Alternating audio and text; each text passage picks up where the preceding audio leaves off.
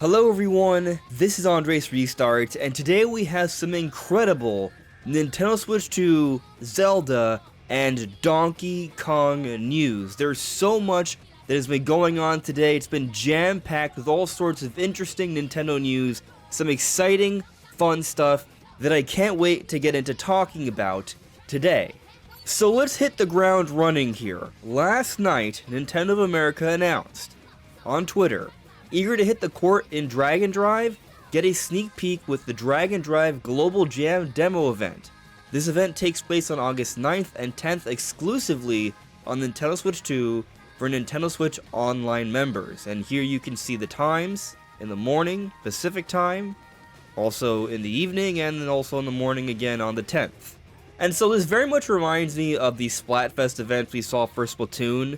And this is going to be an opportunity for people to try out Dragon Drive for free, assuming you are already a paid Nintendo Switch Online member, and also already have a Switch 2. But I am personally very intrigued by the Dragon Drive gameplay. It's already a budget eShop title, so I was already thinking about giving this one a try. But perhaps there's a lot of people out there that would be on the fence about this one, but thankfully with this Global Jam event, a lot of people are going to be able to give it a try and see if it's worth the investment for them.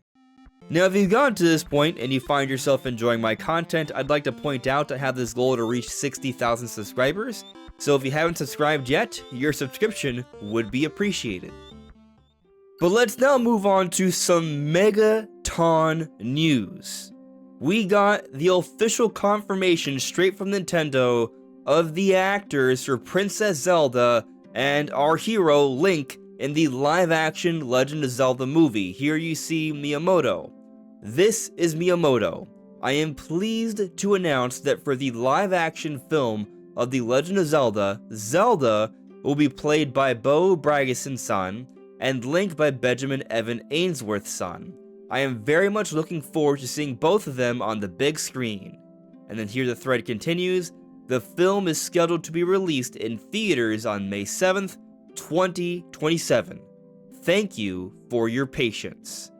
And it's just kind of crazy to think about that we finally know who the actors are going to be for Princess Zelda and Link. And my initial thoughts here are that they did a very good job. First off, I'm not familiar with either of these actors. They do have a history, and we'll be getting to that in a brief moment here, but the fact that they aren't extremely well known I think is a good thing. You don't necessarily want to bring in for a live-action role an actor that's already well-known because they've already been typecasted. These actors, a lot of people haven't seen yet, so they're gonna go in a little bit blind in terms of their own preconceived notions on who this character might be, and so they can more easily attach the idea that this guy here is the live-action Link and this girl here is the live-action Princess Zelda. Now, checking their IMDb's, we see here that Bo Braguson has actually done a few roles here: Renegade Nail, The Radley, Censor, Three Girls. I haven't seen any of these. I probably should get on watching a little bit more movies, I would say, but this person is fairly young. She's 21, and Benjamin Evan Ainsworth is even younger, and he's been in some interesting movies as well. I actually want to check this one out here, but yeah, he's been in Everything's Going to Be Great, The Haunting of Bly Manor, Son of a Critch, Pinocchio. Haven't seen any of these movies. I know, I need to watch more movies, but this person was born in the year of 2008. So currently, they are 16 years old. They are about 4.5 years or so younger than Bo Braguson, the actress for Princess Zelda. Now, in the grand scheme of things, I think a 4-ish year gap is not that big of a deal. They're both fairly young, and I can see how you would want to go for someone a little bit older for Princess Zelda, because if she's going to be playing royalty, right, you're going to want a little bit more of a mature look, so she can present herself more regally. And at the same time, we have heard, this is rumor, but I do think it makes sense, that they may want to do a series of movies. So if this first one is successful, they will continue to do more. We know they're doing a sequel to the Mario movie, which is coming out early next year, so it stands to reason to think that they would continue with Zelda as well. Maybe Nintendo could have their own, like, Lord of the Rings or Harry Potter, like, continuation going on here. And if that's the case, you start with these actors who are still very young, and they could go on to do these roles for years and still maintain most of their youth. Now, in the case of Benjamin here, he's very young. He's not even an adult yet. And so I'm very curious how they're going to handle him. He almost looks like he's in a little bit of this in-between stage where he looks kind of like he could be a pretty good young Link, but he's getting close to being adult Link. He's 16 going on 17, so obviously, literally, physically, he's close. But there's an interesting opportunity here where they can have him build up and mature over these next few movies, assuming there's the next few, right? Like, given that he's the hero, I hope he's working out, getting bigger and stronger. From what I have seen of him in prior films, he's a young, skinny kid, which is fine. But if you want him to grow into be the hero, I do think there needs to be a little bit of a development there. And perhaps he's been training for this. We shall see. And then in movie 2 or 3, if we get to those, he will also be older and look more like a proper adult.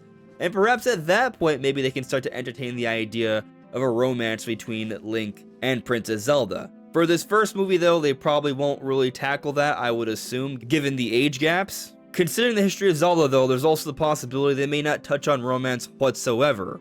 It kind of depends on the game. If we're going by Breath and Tears, I think it's pretty obvious there's a romance there. If we're going by something like the standards of Skyward Sword, it's more so strongly hinted. And then something like Twilight Princess, it's pretty much non-existent, at least between Link and Princess Zelda. There are other options, though. Regardless, though, I think these are potentially some really great choices. We'll see how things pan out, but I'm feeling even more optimistic than before. But let's now dive into this absolute slew of Donkey Kong news. Donkey Kong Bananza is coming out tomorrow. The hype has been building. We've been talking about this game so much as of late. Yesterday I talked about the leaks, which I will not be talking about here. I will not be spoiling this game whatsoever. It's just in that one video, if you want to check it out there, contained in that one place only. But what we are getting into here is the response from critics about this game and also more developer interviews which bring up some really interesting stuff. So on to the reviews. IGN. Every element of Donkey Kong Bananza comes together in complete harmony to create Nintendo's first Switch 2 masterpiece. As you see here, a 10 out of 10 masterpiece. That is what IGN is calling Donkey Kong Bananza. A masterpiece. Reading the summary here, Donkey Kong Bananza is a brilliant successor to Super Mario Odyssey and a smashing return for a classic Nintendo character. It is a constant crescendo across its campaign and beyond, with puzzle platforming concepts that only grow richer as DK and Pauline dive deeper toward the planet core and every element comes together. So, a lot of people are saying some very positive things here about Donkey Kong Bananza, including IGN. People have spoken on the ending being one of the best endings in video games, or at least amongst Nintendo games. People have talked about how there's so much to do with the post-game as well. So, this game is seeming dense with lots to do, very similar to Super Mario Odyssey. And some people might even prefer this game over Super Mario Odyssey, such as Gene Park, who also put out their own review. Yes, I think Donkey Kong Bananza is a better game than Super Mario Odyssey. It gives the most player agency in controlling the pace, challenge level, and collectible engagement. Puzzles never wear out welcome, often broken up by action and fun exploration. So amazing things are being said about Donkey Kong Bananza. As we've talked about in prior videos, it seems that the gameplay loop of Donkey Kong Bananza is extremely well crafted here. You have this free-ranging destruction mechanic that you can do in a continuous manner throughout these expansive, beautiful worlds. But there's so much to find throughout the destruction, with all the Banandium and gems everywhere and fossils, all these different collectibles, a lot of which you can use to buy different items, which provide some interesting passive effects, or you can stack up with your skill tree. So there's a constant reward for seeking out more and more items and collecting throughout, exploring more of the world. But then there's this whole other angle with the story and then the puzzles, and the destruction, as we've learned, just plays a role here. This game goes deeper than that, pun intended. It's been spoken on how the platforming mechanics of this game are simple to understand and get into, but are also quite complex and in-depth once you begin to master them. Very similar to Mario Odyssey. And so there's a lot you can do here, especially in conjunction with the destruction. And then when you account for the beautiful expressions of DK and Pauline and the other characters involved in this whimsical, beautiful world, along with this incredible musical score that everyone is harping on, we might just have a true masterpiece here, and perhaps, maybe, the best Donkey Kong game ever made. Which brings me to the Metacritic scores, and keep in mind, different reviews are trickling in. Here, as you see on this page, there are 76 critical acclaimed reviews already. It's a must-play on Metacritic, a 91, that's a very high score that does put it in potentially the Game of the Year contender territory. It kind of depends on the year. However, when you look at the long list of Donkey Kong games that have been rated across the board on Metacritic, you'll see that a 91 is actually higher than all these other scores here. Now, you'll also notice Donkey Kong 64 at a 90, Donkey Kong Bananza at a 90, it's no longer a 91. Throughout the day, it's been going back and forth throughout a 91 or a 90 when different reviews come in. If they rate it an 8 or a 9, then it'll dip down, right? If they rate it at 10, it goes back up. So it isn't easy to have a score above 90, especially with more and more reviews coming in. Which brings me to Donkey Kong 64, because you see it's also at a high 90 as well. But this was reviewed back in 1999, and if you go and check on Donkey Kong 64, this amazing classic, only 14 critical reviews. And I think this is something that we should keep in mind here. It's a small sample size, this score of 90. Meanwhile, Donkey Kong Bananza, with a great deal of reviews, now actually 90 at 79 critical reviews. That's a lot more people. That's a much larger sample size. That's a lot more opportunity for someone to drag down the score a little bit. So the fact that it's holding a 90 still, close to a 91, we'll see how things pan out throughout the day as more reviews trickle in. That's even more impressive than DK64's 90 back in 1999.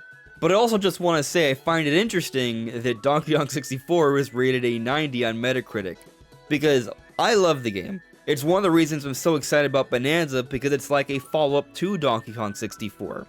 But over the years, so many people have complained about Donkey Kong 64, so it's kind of interesting to see that it's actually quite well rated, at least for the time.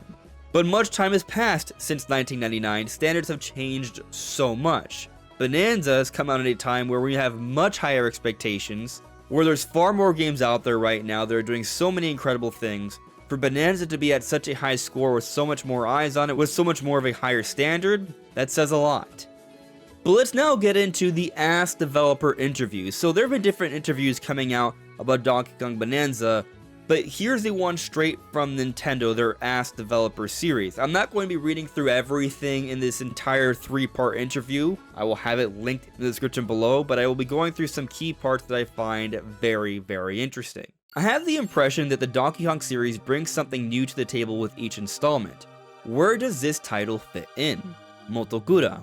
Well now, in a long-running series, novelty and continuity are both important. But we wanted this title to fully convey the appeal of Donkey Kong as a character. Meanwhile, we thought that by creating something new, leveraging our experience developing 3D Mario games, we'd have the opportunity to create two separate branches, 2D Donkey Kong and 3D Donkey Kong, just as we did with Mario games. So, keeping in mind this game will come to symbolize 3D Donkey Kong, and with the theme of bringing Donkey Kong's strength and new actions to the forefront, we thought the concept of destruction would be a good fit. So we've talked about destruction quite a bit already, but what I think is very interesting here is how Motokura talks about having two different branches for Donkey Kong.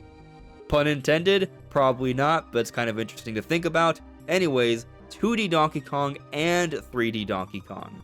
So I then wonder, is there a planned future here where they are going to continue 3D Donkey Kong, but also continue 2D Donkey Kong very similar to 3D Mario and 2D Mario? Continuing here though, so you aim to develop a game that would leverage the unique aspects of Donkey Kong as a character. Speaking of which, Donkey Kong's character design has been given a makeover, right? Watanabe. That was a hot topic of discussion. People's impressions of Donkey Kong actually vary quite significantly from person to person. Donkey Kong began life in the arcades as Mario's nemesis, but since then he's had many guises depending on the game, be that a cool, rugged king of the jungle, or a lovable goofball. So, rather than just giving him a simple design update, we strove for a design that would get to the core of what makes Donkey Kong who he is, bringing out his unique characteristics and appeal. Motokura. We also interviewed people who'd drawn illustrations of Donkey Kong from way back to preserve the image of Donkey Kong in the mind of his creator, Miyamoto-san. I find this part very interesting here, they're talking about how they went back to interview people who drew Donkey Kong way back when. Watanabe.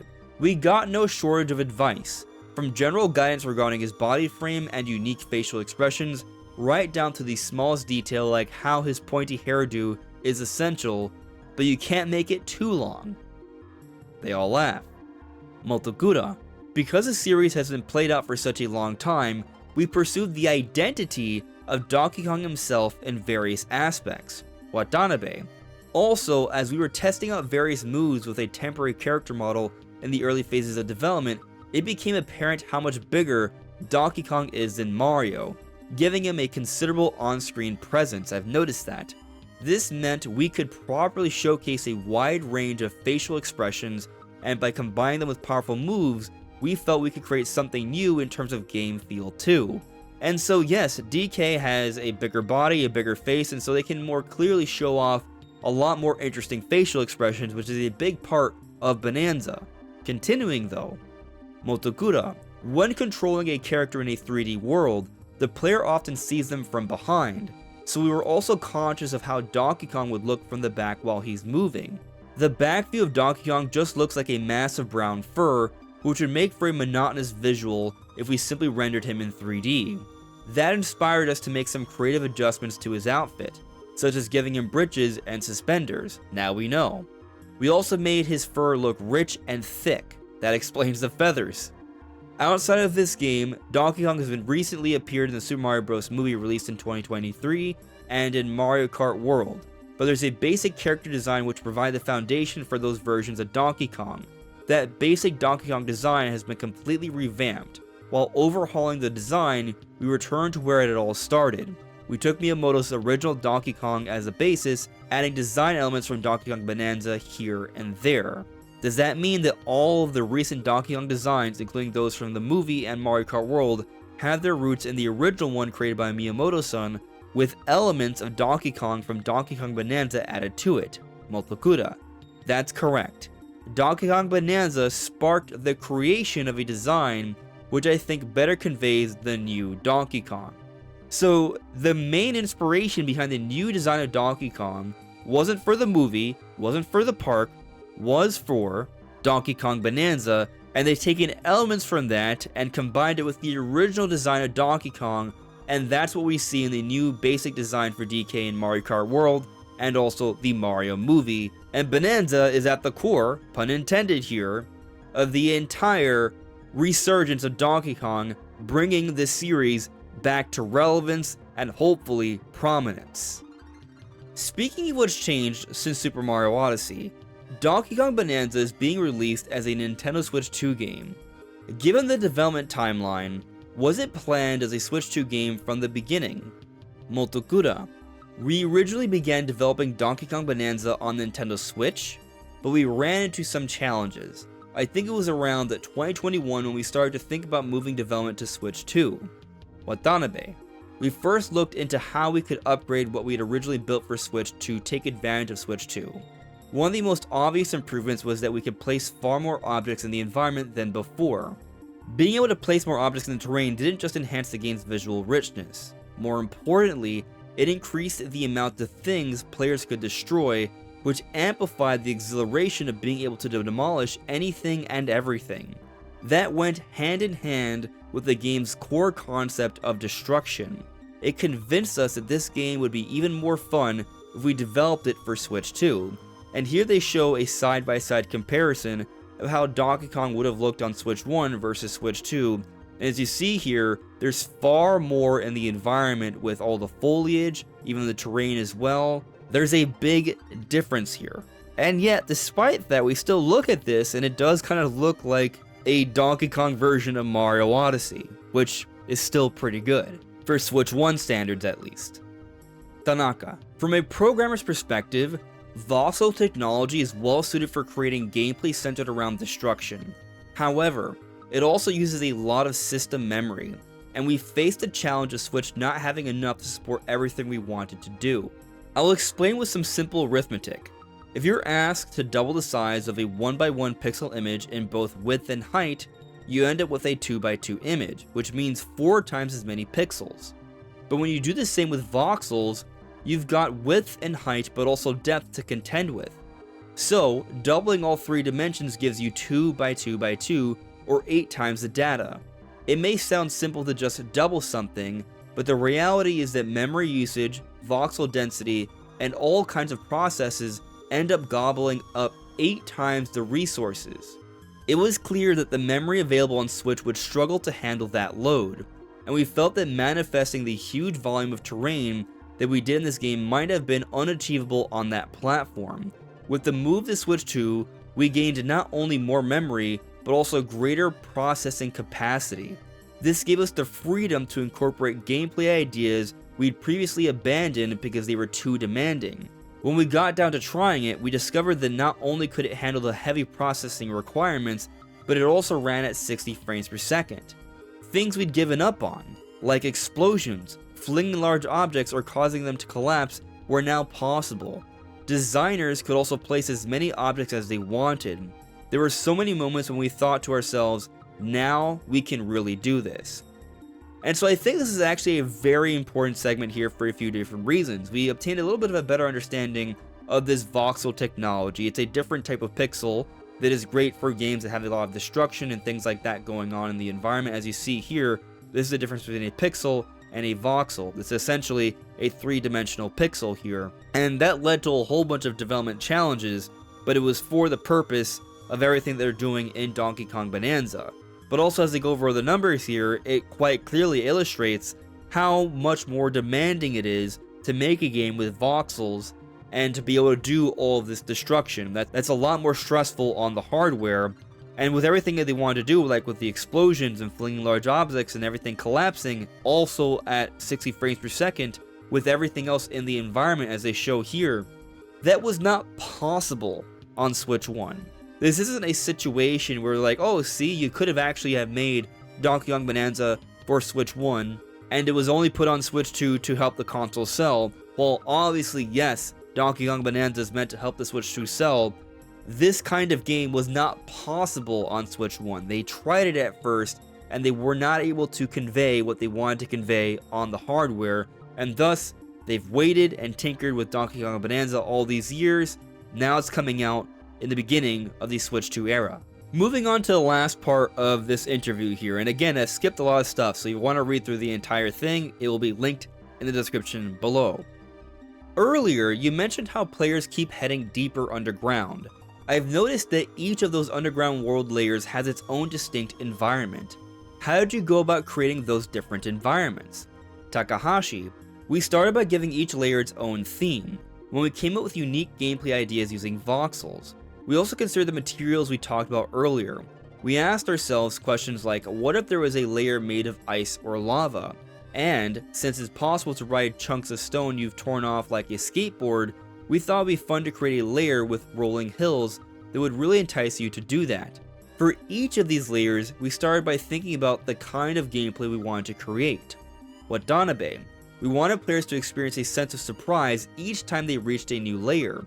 So, while figuring out the gameplay, we also thought about each area's color scheme, unique features, and so on. We made sure each layer felt distinct and looked at the world's overall balance to develop the concept art. And so here we see concept art for different areas. We've already seen 3 of these in the actual footage of Donkey Kong Bananza. This area we have not seen from Nintendo yet, but I think it's safe to say this is probably also another world here, where there's a whole bunch of food like cheeseburgers and pizzas, and it almost looks like a theme park at the same time. That's extremely interesting. I'm very curious about exploring this one, and well, just all of Donkey Kong Bananza here. But I love how they're talking about how they've designed each layer with something new, unique in mind here, not just from an aesthetics visual perspective, but also from a gameplay perspective as well. We've heard from the reviews that as you get deeper and deeper into Bananza, there are more unique spins on the gameplay, so they keep it varied and interesting, and I'm very, very curious on how that is going to work. Anyways, continuing here, some of the concept art harkens back to the original Donkey Kong with vibes of Brooklyn, New York. How did those designs come about? We see this amazing piece of art here of New Donk City. Very cool stuff. Motokura. In Miyamoto's mind, Donkey Kong's world always felt like New York City. When we asked him early on, what is Donkey Kong, he explained that the steel beams and ladders in the original Donkey Kong game were inspired by the neon lights of New York City. Even the star in the O of the logo was inspired by the American aesthetic. I didn't know that! I did not know the star had to do with that. That is so cool. And I also didn't know that the girders and the ladders were meant to be inspired by the neon lights of the nightlife of New York. But continuing here, Watanabe, our goal was to make the underground world feel like an entirely separate civilization to that of the surface and to cram it full of variety.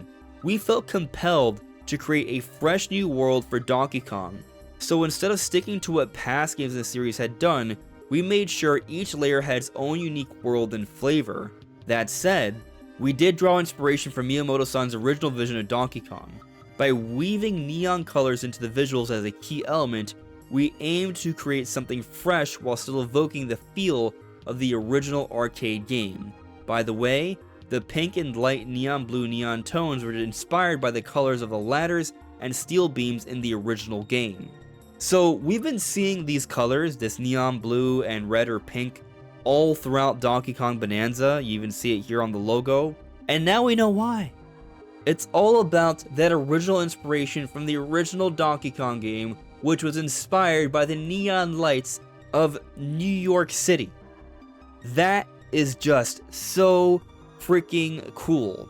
And I think it goes to show just how important Donkey Kong is to Nintendo, how important Donkey Kong Bananza is to Nintendo. Because you gotta understand something here. The original Donkey Kong is what made Nintendo so successful today. Nintendo was not a big deal company when they were just in Japan. When they brought over Donkey Kong by changing their radar scope arcade cabinets to this new Donkey Kong game, and that took advantage of the popularity of King Kong at the time, Donkey Kong became massively popular. It facilitated Nintendo to expand and start putting out home consoles and then eventually handhelds and become as big as they are today. Donkey Kong is the impetus for that all. And so this love and appreciation for Donkey Kong and its roots matters. But what do you all think of all this incredible Nintendo Switch 2, Zelda, and Donkey Kong news? Let me know in the comments below, and I'll see you tomorrow once we're playing Donkey Kong Bananza. Take care, everyone. I'll see you all really soon.